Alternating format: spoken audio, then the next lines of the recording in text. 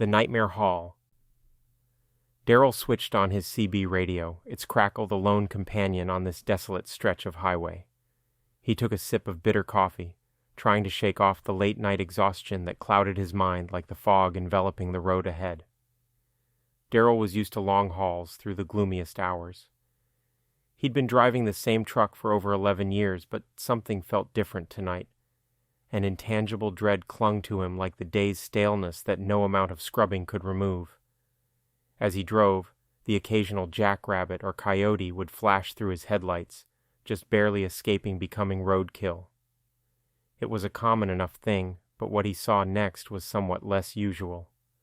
Up ahead, a young woman stood at the side of the road, illuminated in Darrell's wide-beam headlights.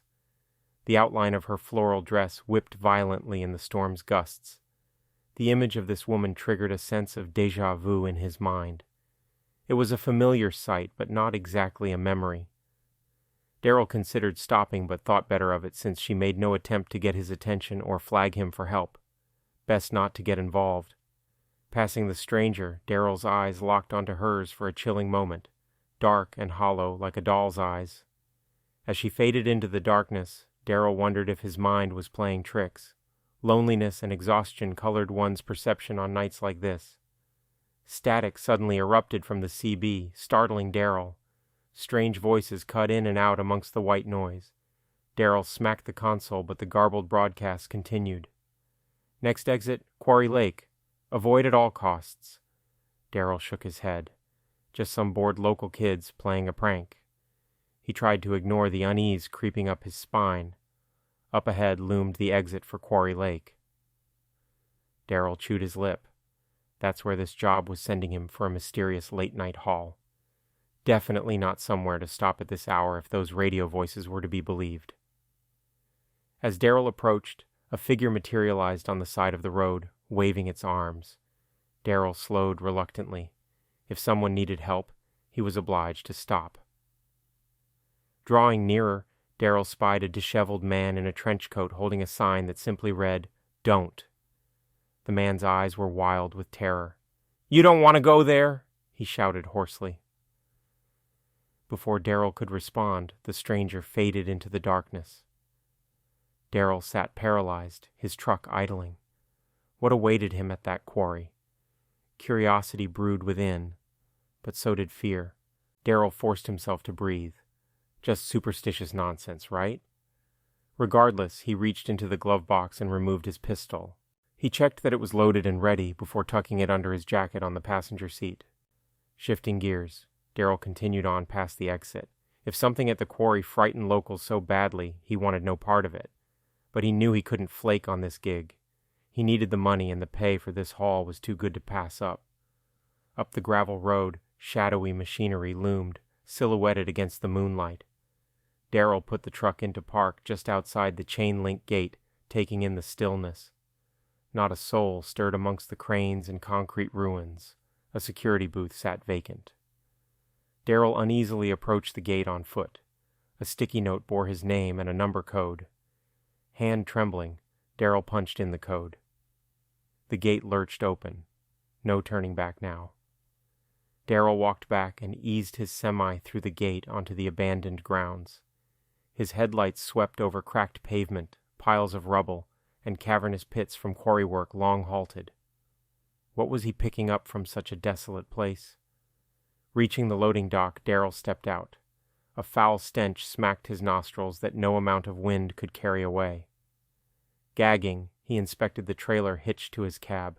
The interior was pitch black. Darrell clicked on his flashlight with unsteady hands. The narrow beam cut through the darkness, revealing a grisly sight, dismembered body parts stacked neatly like firewood. Darrell recoiled in horror, nearly dropping the light. He doubled over, vomit spewing. Wiping his mouth, Darrell knew he had stumbled into a gruesome nightmare. He spun around looking for cameras, hoping this was some twisted prank. But no crew emerged. This blood-splattered scene was chillingly real. He scrambled back towards his truck on rubbery legs. Every nerve screamed for him to get as far away from this place as possible. But the blinding headlights that suddenly flooded the quarry stopped him in his tracks. Tires crunched over gravel as several ominous black SUVs surrounded Darrell, cutting off any escape. His heart dropped to the pit of his stomach. The headlights switched off, leaving him frozen like a deer in the darkness. Car doors opened. Heavy boots crunched on gravel.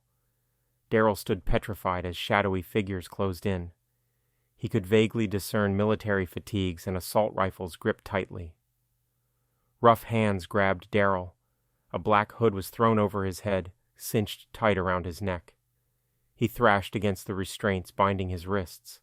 A sharp prick stung his neck before everything melted to black. Darrell awoke sluggishly to a blinding light in his face. He squinted at the silhouettes observing him from across a metal table. Darrell struggled to move but found himself strapped upright in a chair. His hands were cuffed to a metal loop bolted to the table in front of him. "What the hell is going on?" Darrell croaked through cracked lips. His mouth was painfully dry. A man emerged from the shadows. Darrell shuddered. Those were the coldest eyes he had ever seen, devoid of empathy, of humanity. "We're going to have a little chat," the man said calmly, placing a bottle of water and a photo on the table. "Have a drink, and take a look at that photo. Does it jog any memories?" Darrell gingerly grasped the cool bottle, gulping desperately. After he drank his fill, Darrell warily picked up the photo. His blood turned to ice. It was an old newspaper clipping about his wife's mysterious drowning years ago, ruled accidental but forever casting suspicion on Darrell. "I believe you visited Quarry Lake quite often with your wife before her unfortunate demise," the man said. "Quite a coincidence you ended up there tonight." Darrell stiffened. "It was an accident. I loved her more than anything. I would never—" The man slammed the table, his mask of calm slipping. "Spare me your lies. You've gotten away with murder for too long, but we're on to you now." He turned to a shadowy figure. "Prep the truth serum. He's going to tell us exactly what transpired between him and his wife."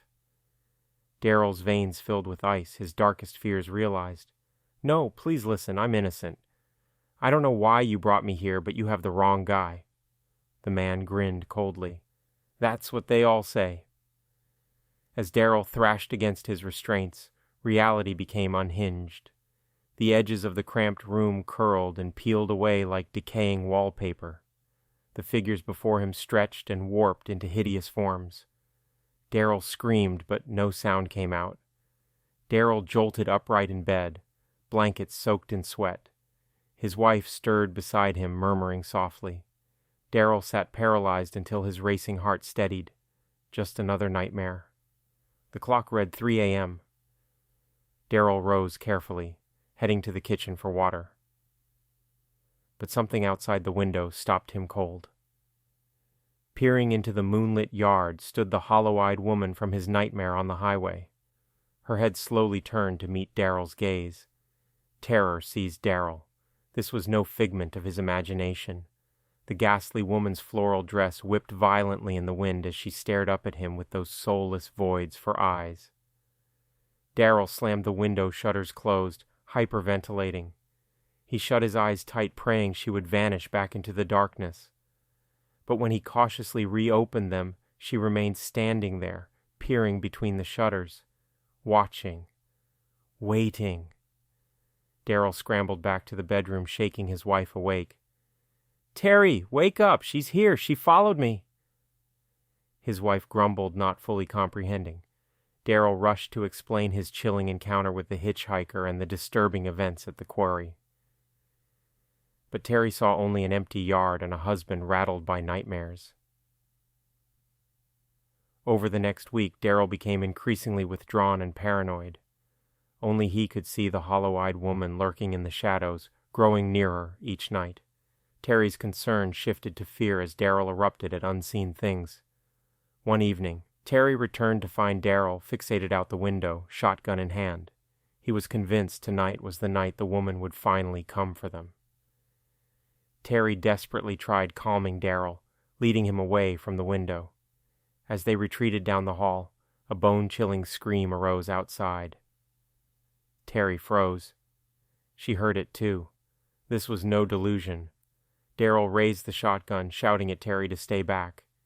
He charged onto the porch, firing blindly into the darkness until the shotgun clicked empty. When Darrell's senses returned, he saw only the smoke wafting from the gun barrel. The hollow-eyed woman had vanished as quickly as she came. Terry joined Darrell on the porch. "What does she want from us?" Darrell whispered through tears. She held him close, at a loss for answers.